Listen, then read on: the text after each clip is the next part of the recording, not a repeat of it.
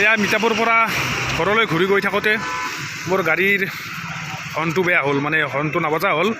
সেয়েহে ইয়াতে মেকানিকৰ তাত আহিলোঁ, আহি পেলাই এতিয়া হৰ্ণটো চেঞ্জ কৰিব লাগিব। হৰ্ণটো চেঞ্জ কৰি ল'ম, ইয়াতে বহি আছে। কি হৈছে মানে ধৰিব পৰা নাই আৰু। বৰ্তমান হৰণ দুটা সলাই মেলি লৈ লোৱা হ'ল। এই দুটা হৰণ, পুৰণা হৰণ দুটা এতিয়া বেয়া হৈছে ন, হাতত লৈ থৈ দিছে আৰু নতুন দুটা লগাই ল'লোঁ। এই হৰণ দুটা চেঞ্জ কৰিলোঁ এতিয়া।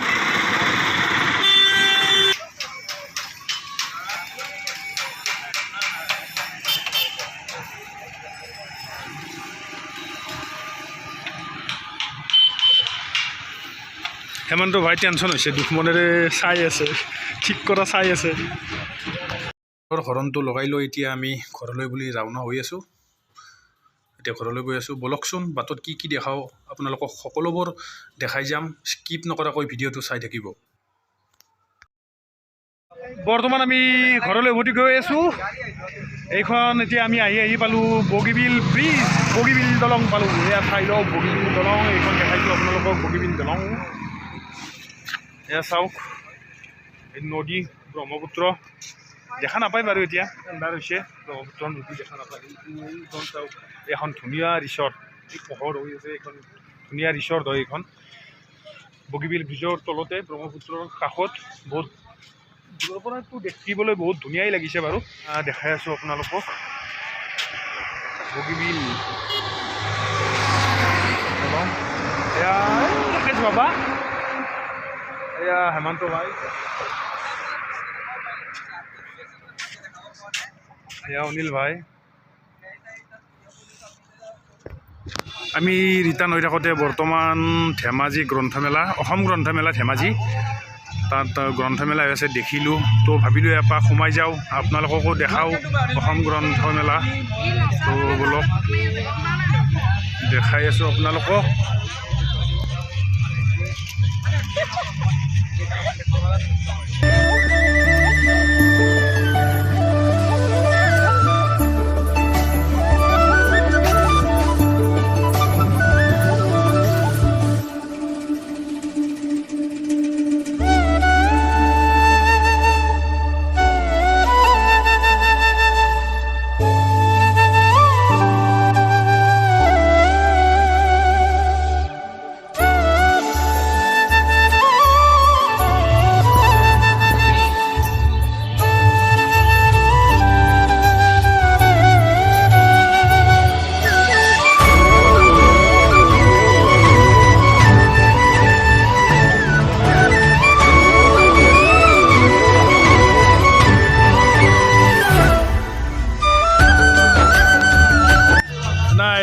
এনেকৈ একচুৱেলি মই ভিডিঅ' কৰি পোৱা নাই, এই হেমন্ত ভাই মোক শিকাই দিলে।